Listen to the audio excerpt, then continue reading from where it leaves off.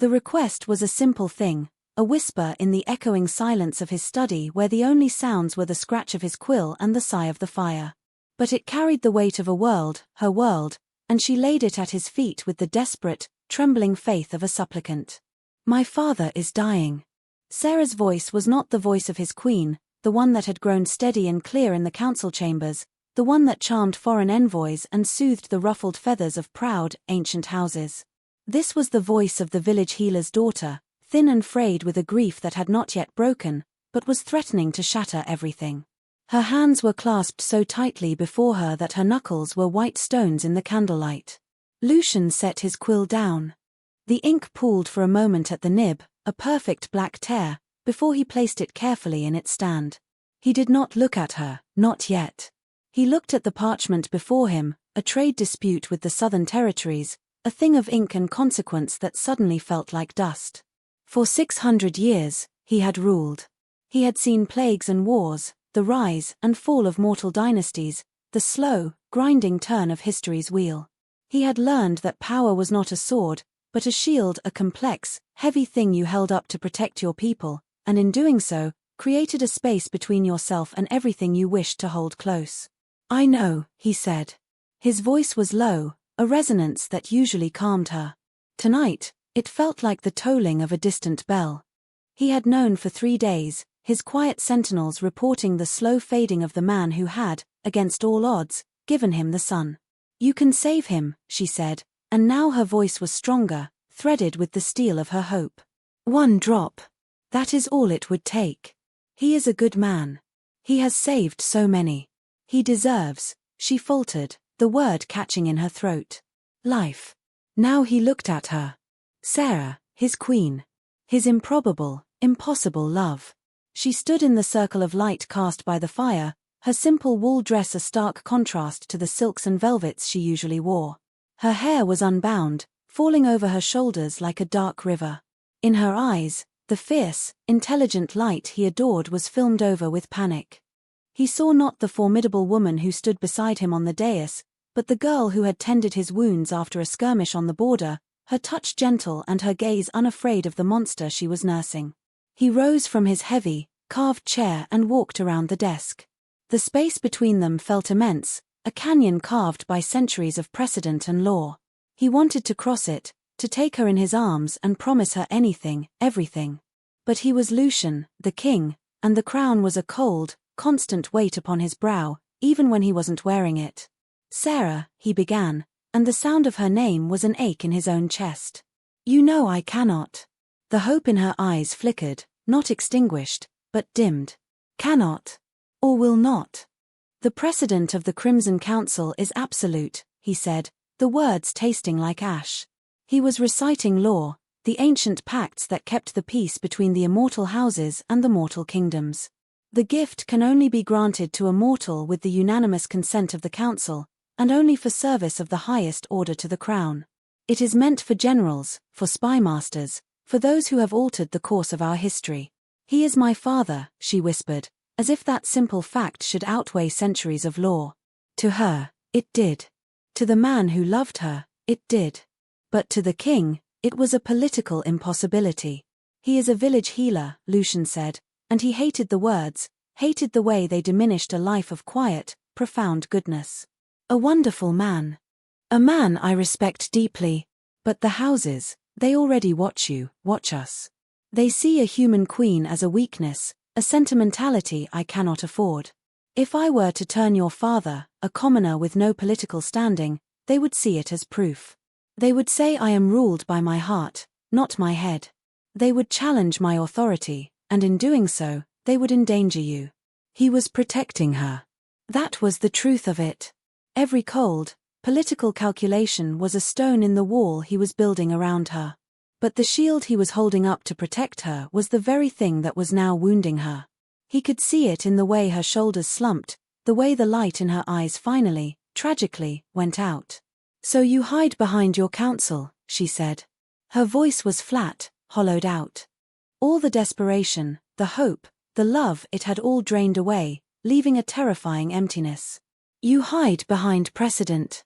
I am keeping you safe," he insisted, his own voice tight with a frustration he could not show. Why couldn't she see? The house of Volkov was already circling, smelling weakness. The Baron of Stonefell would use any excuse to rally support against him. Granting immortality to a village healer would be more than an excuse, it would be a declaration of war fought in whispers and shadows, a war that would inevitably target its casus belli, his human queen. Safe, she repeated the word as if it were a foreign tongue. He is my father. What is safety when he is gone? What is this life you have given me if I cannot use it to save him? She didn't wait for an answer. She turned, her movements stiff and unnatural, and walked out of the study. She didn't run. She didn't weep. She simply left, pulling the great oak door closed behind her. The latch clicked into place with the finality of a coffin lid. Lucian stood alone in the sudden, crushing silence. The fire crackled, oblivious. The trade dispute lay on his desk, its ink drying on the page. He had made the correct decision. The logical, political, kingly decision. He had weighed the life of one good man against the stability of the kingdom and the safety of his queen, and he had chosen as a monarch must. But as he looked at the empty space where she had stood, a cold dread, deeper and more ancient than any political fear, settled into his bones. He had held up his shield to protect her from his enemies, but in doing so, he had just dealt her the most grievous wound of all. And he had done it himself. He had chosen to be a king when she had come to him as a husband, and he was terrified he had just lost them both. The carriage that took her back to her village was a royal one, gilded and silent, a cage of velvet and polished wood that felt entirely alien on the dusty road of her childhood. Sarah stared out the window, unseeing. The rolling hills, the familiar copse of birch trees, the bend in the river where she'd learned to swim, they were ghosts from another life, a life that had ended the moment Lucian had said, "I cannot." She had left a note. A simple, formal thing placed on her pillow in their vast, empty chambers. "I am going to be with my father." Not a plea, not an accusation. A statement of fact. She would be where she was needed, where love was not a political calculation but a simple, guiding principle. The village of Oakhaven was just as she remembered, and yet fundamentally changed, because she was changed. The children who stopped their games to stare at the royal crest on the carriage door did not see Sarah, the healer's daughter. They saw the queen. The whispers that followed her as she stepped onto the cobbled street were a mixture of awe and pity. She felt the distance between herself and her past like a physical barrier. Her family's cottage was at the end of the lane, smoke curling from its chimney in a thin, grey ribbon. The scent of wood smoke and drying herbs, once the smell of home, now felt like an elegy. She pushed open the familiar wooden door and stepped inside. The main room was dim, the shutters drawn against the afternoon sun. Her mother rose from a chair by the hearth, her face a mask of exhaustion and grief. They didn't speak. There was no need. Her mother's arms wrapped around her, a frail but fierce embrace, and for the first time since she'd left the castle, Sarah felt a crack in the ice that had frozen her heart. A single, hot tear escaped and traced a path through the dust on her cheek. "He's been asking for you," her mother whispered, her voice rough. Her father was in his small bedroom, the one that looked out onto the herb garden. The air was thick with the scent of chamomile and feverfew, the tools of a battle he could not win. He lay propped against a pile of linen pillows, his breath a shallow, rattling sound in the quiet room.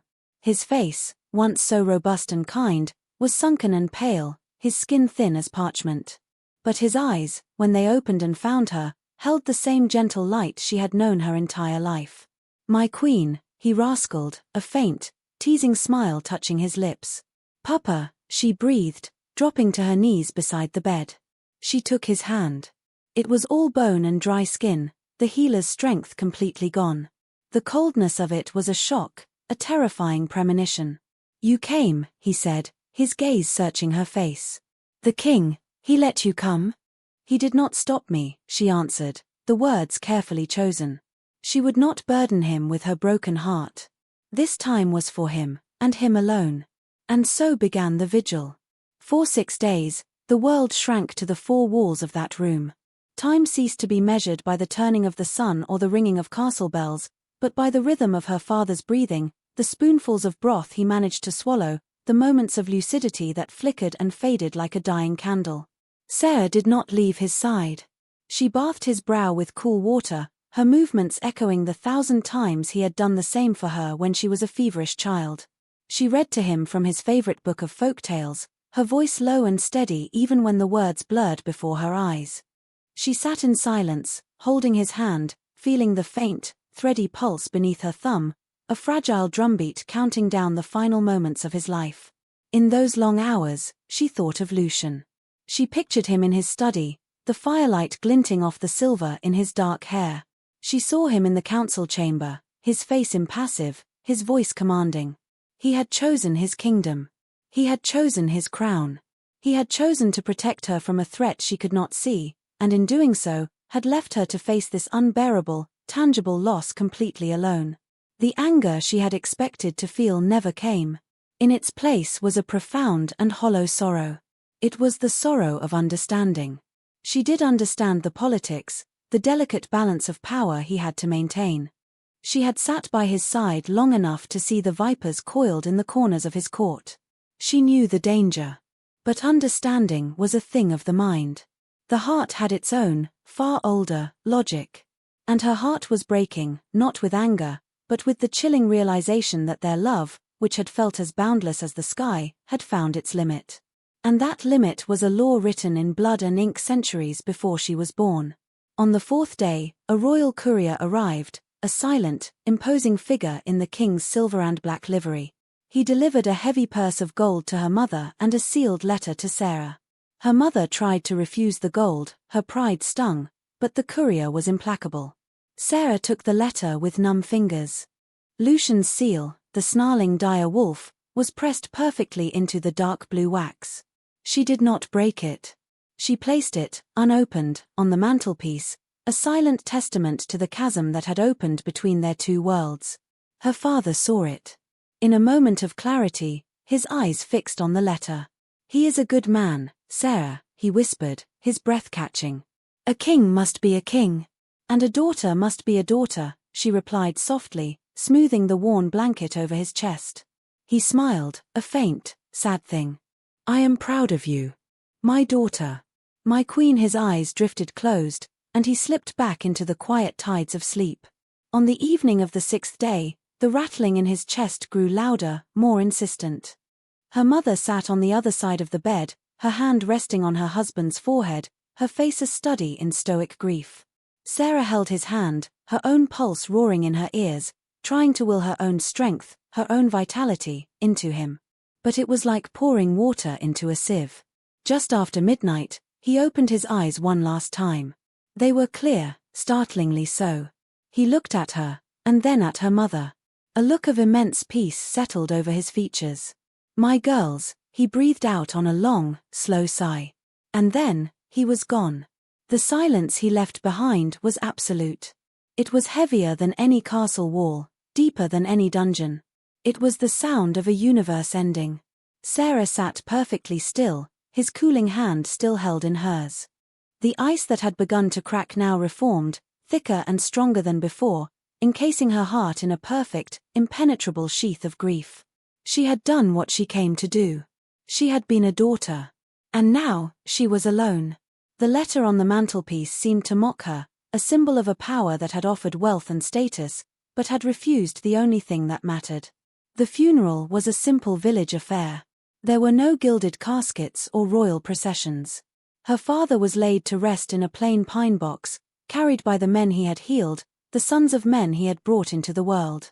The entire village of Oakhaven turned out, their faces etched with a genuine sorrow that felt more real and valuable than all the performative mourning of the royal court.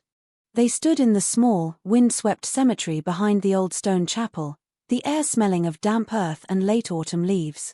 Sarah stood between her mother and the village elder, a black wool cloak pulled tight around her shoulders. She was numb, a ghost moving through the paces of a ritual she could not feel. The elder spoke of her father's kindness, his quiet dedication, his steady presence in their lives. Each word was a small, sharp stone striking the surface of her frozen heart, leaving no mark. She shed no tears. Her grief was a vast, dry ocean inside her. It was then that she felt a shift in the crowd. A ripple of whispers, of heads turning. A path cleared through the assembled villagers, and she knew, without looking, who it was. Lucian. He had come. He stood at the edge of the mourners, alone, without guards or attendants. He was dressed not in the finery of a king, but in simple, dark traveling clothes. His long coat billowed slightly in the breeze. He did not try to approach her. He did not speak. He simply stood there, a tall, somber statue of a man, his silver eyes fixed on the pine box being lowered into the earth. His presence was an intrusion, a violation of this sacred, simple space.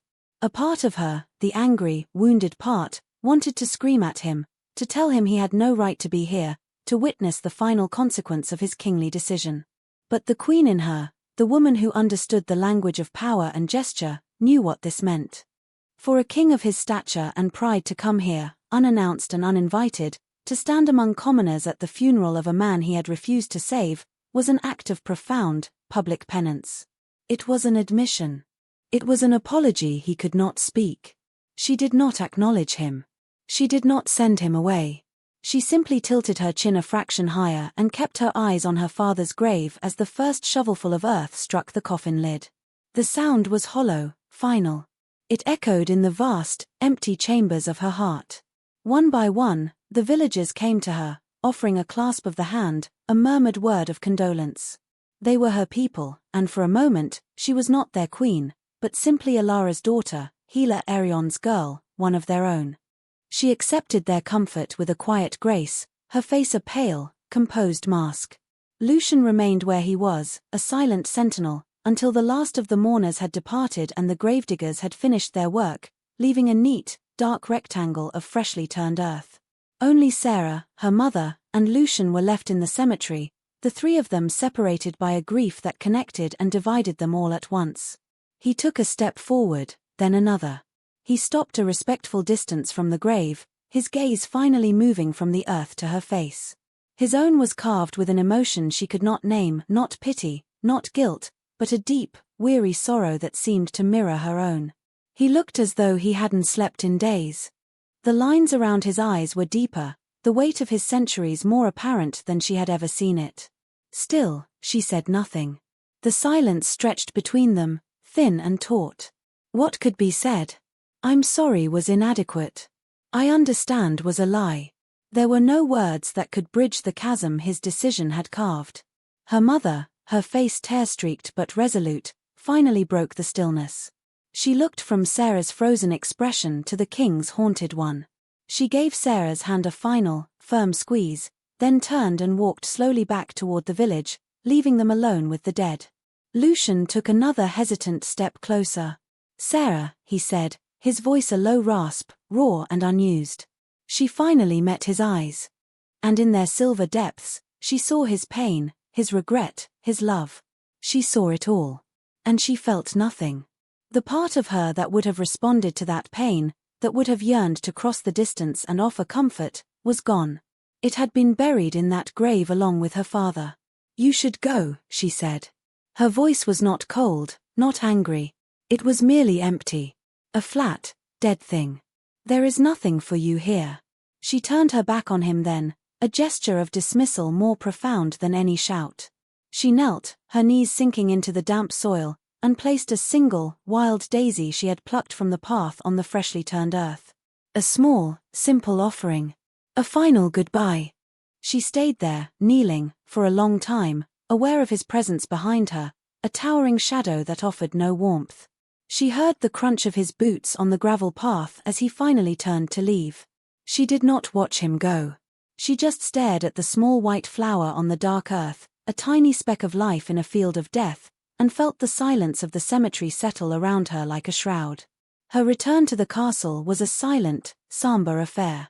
The grand halls that had once seemed full of light and possibility now felt like a mausoleum, vast and cold and echoing with loss.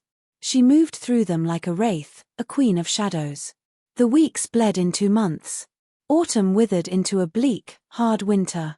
The world outside the castle walls turned to iron and ice, a perfect reflection of the landscape of her heart. Sarah performed her duties with a mechanical precision that was both flawless and unnerving. She attended council meetings, her face an unreadable mask, her contributions to discussions astute and impersonal. She hosted dignitaries, her smile a beautiful, empty thing that never reached her eyes. She managed the royal household, her orders quiet and efficient. She was a perfect queen. She was a hollow shell. Lucian watched her, his hope dwindling with each passing day. He had expected anger, recriminations, a storm of tears and fury that he could weather, that he could meet with apologies and pleas for understanding. He had been prepared for a fight. He was not prepared for this. This absolute, impenetrable calm.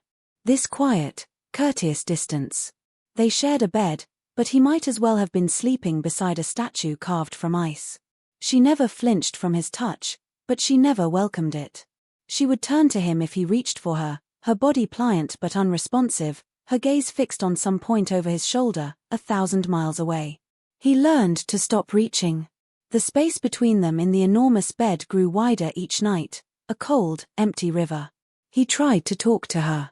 He would find her in the library, a book open in her lap, her eyes not moving across the page. He would speak of matters of state, of village petitions, of the changing season. She would respond with polite, intelligent answers, her voice a soft, unbroken monotone. She never spoke of her father. She never spoke of Oak Haven. She never spoke of the chasm between them. It was as if that week had never happened, as if her heart had not been torn from her chest. To acknowledge the wound would be to admit it could be healed, and she seemed to have no interest in healing. Her grief was a fortress, and he had no way to breach its walls. He had been the one to hand her the stones to build it. His own guilt was a constant, living thing, a shadow that followed him through his waking hours and haunted his sleep. He saw the flaw in his logic now, with a clarity that was agonizing. He had been so focused on the abstract threat of political fallout, on the whispers of the noble houses, that he had failed to see the concrete, immediate reality of his wife's pain. He had protected the queen, but he had sacrificed the woman he loved. He had treated her heart as a political liability, something to be managed and contained, rather than the precious, vital center of his own world. He had hidden behind the shield of his crown, and it had blinded him. The court noticed the change, of course. They spoke of the queen's new solemnity, her regal composure. Some, like the venomous Baron of Stonefell, saw it as an improvement. She has finally learned her place, he was heard to mutter. The king has tempered her mortal passions. Lucian heard the whispers and felt a rage so cold and sharp it threatened to overwhelm him. They saw her suffering as a political victory.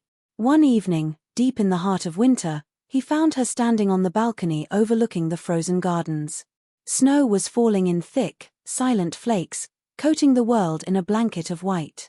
She was wearing a thin silk dressing gown, her arms wrapped around herself, but she seemed not to feel the biting cold. Her breath plumed in the air. "Sarah," he said gently, coming to stand beside her. He held out a heavy fur cloak. "You'll freeze." She turned her head slowly, her eyes looking at him, but through him. "Sometimes I think I already have," she said, her voice barely a whisper. It was the first true thing she had said to him in months. It was more devastating than any shout. He draped the cloak over her shoulders, his fingers brushing the nape of her neck. Her skin was like ice. He kept his hands there for a moment, trying to pour some of his own warmth into her, a desperate, futile gesture. She did not pull away, but she did not lean into the touch. She simply stood there, a beautiful, frozen queen in a world of white. "I was wrong," he said, the words tearing from his throat, raw and painful. "I was a fool. A coward." She turned her gaze back to the snow-covered garden. "You were a king," she replied, her voice devoid of accusation or forgiveness. It was a simple statement of fact. And in that statement lay the heart of the tragedy. He had been a king when she had needed a husband. He had chosen power when she had needed love. He stood beside her in the falling snow, the silence between them filled with all the things he had left unsaid, all the comfort he had failed to give. He saw it then. This was not a wound that could be healed with apologies or time. This was a debt that had to be paid. A public failure required a public reckoning. He had made his choice in the name of the crown.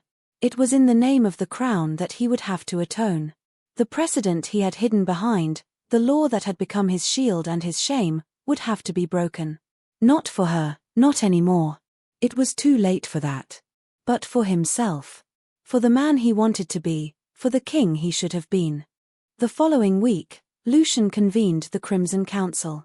It was an unusual summons, called outside the regular cycle, and the council members, the ancient, powerful heads of the great vampire houses, arrived with expressions of curiosity and suspicion.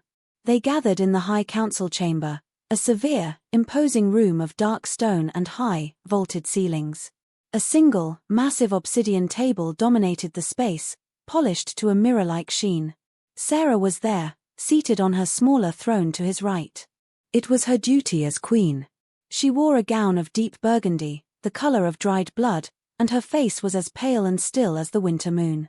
She looked regal, remote, and utterly untouchable. Her presence was a silent, constant accusation. Lucian let the silence in the chamber stretch, allowing the tension to build. He surveyed the faces around the table: Lord Volkov, his thin lips curved in a perpetual sneer; Lady Evangeline, her ancient eyes holding a flicker of shrewd intelligence; the hulking, brutish Baron of Stonefell. They were the power of his kingdom, the vipers he had feared. Today, he would defang them. He rose to his feet. His movements were deliberate, imbued with the weight of his 600 years of rule. "My lords, my ladies," he began, his voice ringing with an authority that commanded absolute attention. "I have called you here today to address a matter of law. Specifically, the precedent of non-intervention, established by the First Crimson Council." A murmur went through the room. Volkov leaned forward, his eyes gleaming with interest. This was the very law Lucian had cited in his refusal to Sarah, a fact known only to him, to her, and now, to his entire court. "The precedent, as you know," Lucian continued, his gaze sweeping over them, "stipulates that the gift of immortality is to be granted only by unanimous consent of this council, and only in recognition of extraordinary service to the crown. It was designed to prevent the proliferation of our kind, to protect our secrecy, and to ensure that the gift is not squandered on sentiment." He paused, letting the words hang in the air. He glanced at Sarah. She had not moved, but he saw a flicker of something in her eyes, not hope, but a dawning, wary attention. "It is a wise law," he said. "Born of caution and foresight. It has served us well for centuries. However, a law that does not bend will, in time, break. Or it will break those it is meant to serve." His eyes found the Baron of Stonefell, who was watching him with a smug, knowing look. The Baron believed this was about him, a reaffirmation of the old ways, a public rebuke of the king's human sentimentality. "Some months ago," Lucian said, his voice dropping, becoming more personal, more intimate, drawing every person in the room into the heart of his confession, "my queen came to me with a request. Her father, a good and gentle man, a healer who served his community with quiet dignity for his entire life, was dying. She asked me to save him." A collective intake of breath. The truth was out, laid bare on the obsidian table. Sarah's hands, hidden in the folds of her gown, clenched into fists. This was a humiliation, to have her private grief dissected for the political theatre of the court. "I refused her," Lucian stated, the words simple, brutal, and damning. He saw the shock on their faces, quickly masked by political calculation. He saw the triumphant sneer on Stonefell's face. He had just handed his greatest rival a weapon. "I cited the precedent. I spoke of political stability. I spoke of the need to appear strong, to not be ruled by mortal attachments." He looked directly at Sarah now, speaking only to her, though the whole room listened. "I spoke of protecting her from the consequences of such an action. I used the law as a shield. But it was not the queen I was shielding. And it was not the kingdom I was protecting." He let his gaze fall from her face and sweep across the council once more, his eyes blazing with a cold fire. "I was protecting myself. I was afraid. I was afraid of your whispers, your challenges, your ambition." He pointed a finger at Stonefell, who visibly recoiled. "I was afraid of appearing weak. I hid behind caution when my queen, my wife, needed my courage. I valued the appearance of strength over the reality of love. I let a good man die and broke my wife's heart to appease the sensibilities of men who are not fit to speak her name. The silence in the chamber was absolute, a ringing, shocked void. Sarah's eyes were wide, the ice in them finally, shockingly, cracking. She was seeing him, truly seeing him, for the first time in months. Not the king. Not the politician. The man. The law was my excuse, Lucian declared, his voice thundering in the stillness. But the failure was mine alone. And it is a mistake I will not make again. Therefore, I, King Lucian, by the authority of my crown and my blood, do hereby dissolve the precedent of non-intervention. Chaos erupted. Volkov shot to his feet, his face livid. Stonefell began to shout, sputtering about tradition and madness. Lucian raised a hand, and the sheer force of his presence slammed them back into silence. From this day forward, he roared, the gift of immortality is mine to grant, and mine alone. I will seek your counsel. I will weigh your wisdom. But the final decision will be my own, guided by my conscience, not by committee. I will no longer allow our laws to be a refuge for cowards. Myself included. He stood for a moment, letting the finality of his decree settle. He had just upended centuries of tradition.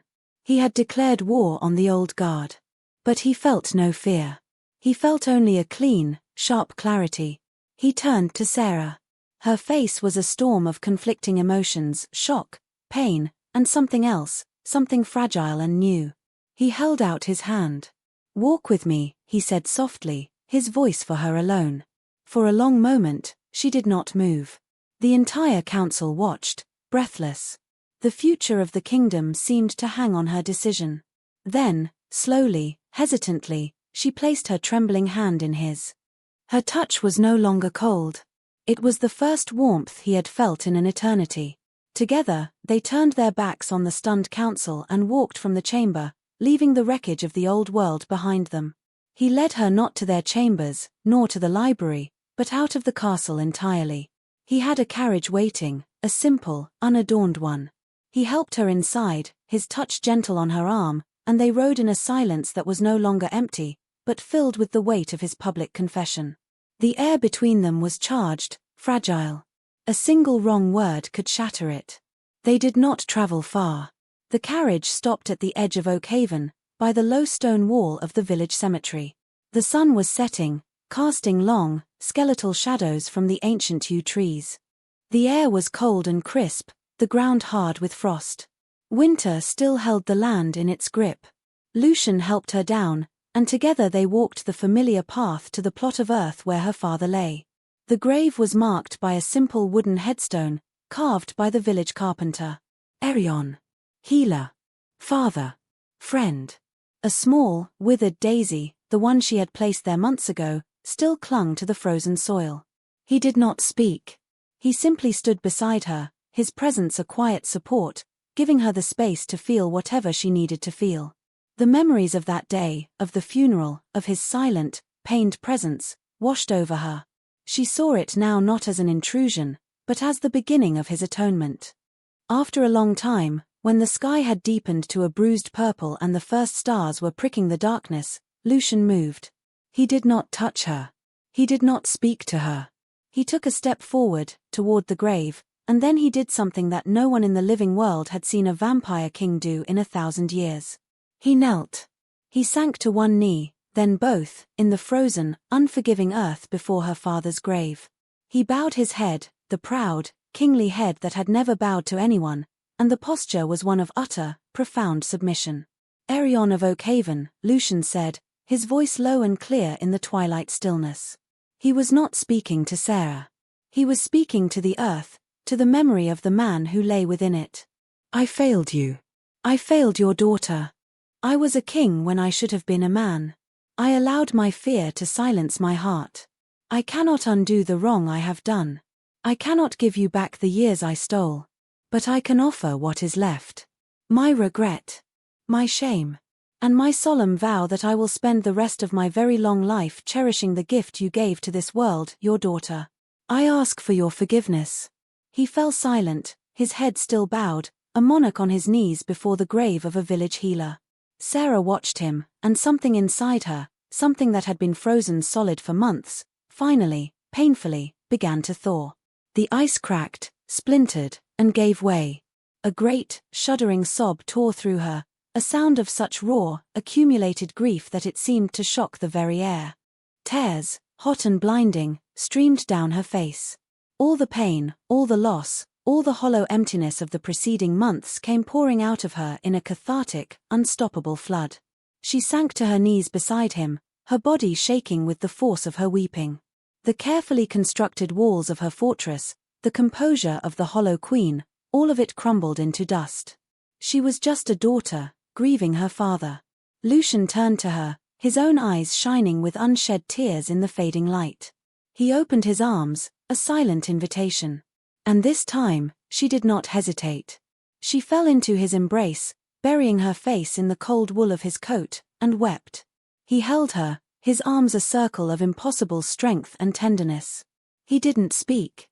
He didn't offer platitudes or promises. He just held her, absorbing the storm of her grief, his hand stroking her hair, his presence a solid, unwavering anchor in the maelstrom of her sorrow. He held her as the last light faded from the sky and a cold, silver moon rose above the trees. He held her until the tears finally subsided, leaving her exhausted and empty, but no longer hollow. When she could finally breathe again, she pulled back just enough to look at him. His face was etched with pain, but it was a shared pain now. The chasm between them was gone. Now, he whispered, his voice thick with emotion, his gaze holding hers. Now, I ask for yours. Sarah looked from his face to her father's grave, and then back again. She raised a trembling hand and laid it against his cheek. The answer was not in words. It was in the simple, profound gesture of a touch freely given. It was in the tear that fell from her eye and traced a path over her fingers, mingling their sorrow and their hope into one. The first sign of the thaw came a week later. The world was still locked in winter's grip, but the light was changing, holding a new, pale promise of warmth. Lucian found Sarah in the castle solarium, sketching on a piece of parchment. It was the first time he'd seen her seek out a creative act since her father's death. He stood in the doorway, hesitant to disturb the fragile piece. She was drawing flowers, foxglove, willow herb, yarrow. The plants from her father's garden. She looked up, and for the first time in what felt like a lifetime, her smile was not an empty courtesy. It was small, tentative, but it reached her eyes. I was thinking, she said, her voice soft. His grave, it's so bare. Lucian's heart, a thing that had not truly beaten in centuries, gave a painful lurch.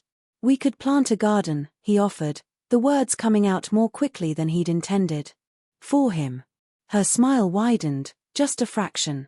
I'd like that. And so, a new ritual began.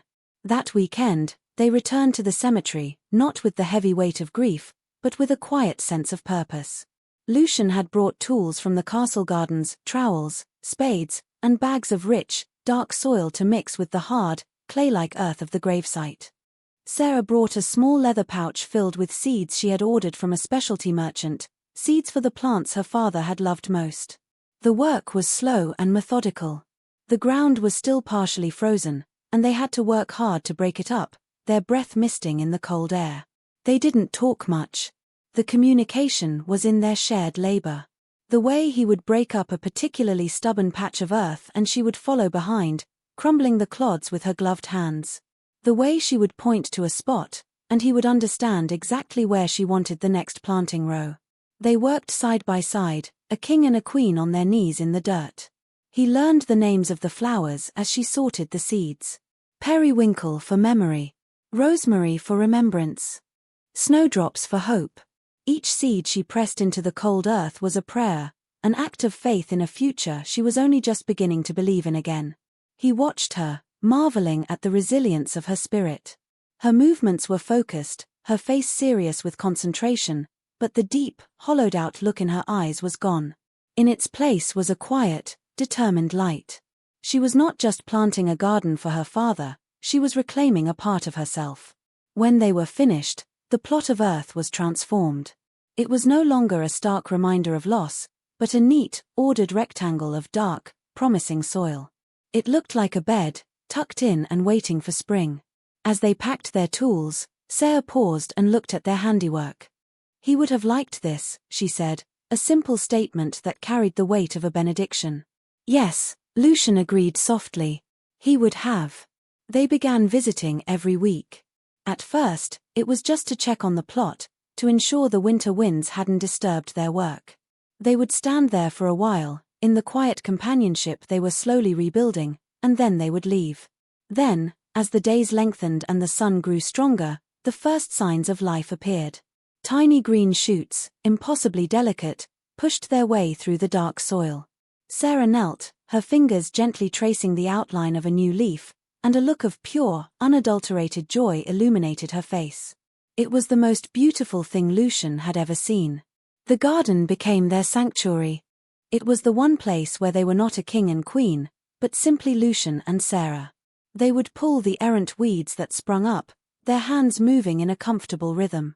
They watered the thirsty seedlings, Lucian carrying the heavy buckets from the village well without a word of complaint. They talked. Not of politics or the court, but of small things. Memories of her father. Stories from her childhood. His own distant, mortal past, pieces of himself he had not shared with anyone in centuries. The garden grew with their healing. The snowdrops bloomed first, a brave carpet of white against the lingering chill. Then came the deep purple of the crocuses, followed by the sunny faces of the daffodils. By the time spring had truly arrived, blanketing the countryside in a vibrant green, the grave was a riot of color and life. Sarah bloomed with it. The color returned to her cheeks. The light returned to her eyes. Her laughter, when it came, was still quiet, but it was genuine, a sound of pure warmth that mended the broken places in his own soul. She began to wear colors again, not just the somber grays and burgundies of her morning. She started sketching again, her subjects moving from the memory of flowers to the living, breathing reality of them before her. One warm afternoon in early summer, they were sitting on a small stone bench Lucian had commissioned for the spot. The garden was in full bloom, a tapestry of purples, yellows, and whites, buzzing with the gentle drone of bees. The air smelled of blossoms and warm earth. Sarah was leaning against him, her head resting on his shoulder, her hand resting trustingly in his.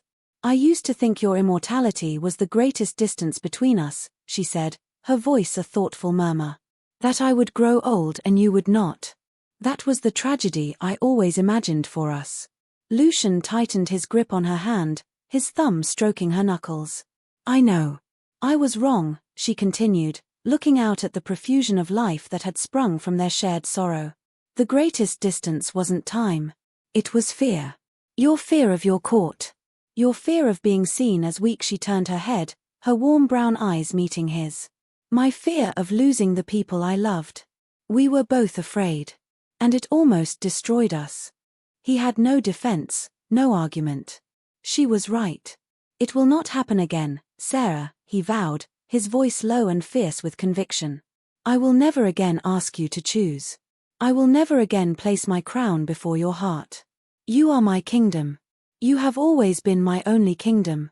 She smiled, a slow, radiant expression of complete and utter love.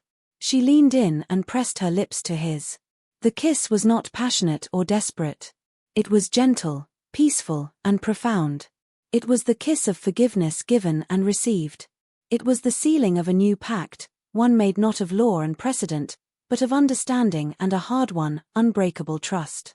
They stayed there until the sun began to set, painting the sky in shades of rose and gold. They tended the garden, pulling a few stray weeds, trimming back a stem here and there.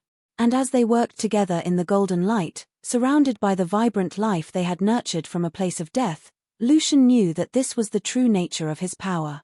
Not the command of armies or the mastery of politics, but the quiet, steadfast courage to kneel in the dirt and help something beautiful grow. He would never make her choose again, because he finally understood. There was no choice to be made. Her heart, and the love it held, was the only thing worth ruling, the only thing worth protecting, the only thing that was truly eternal.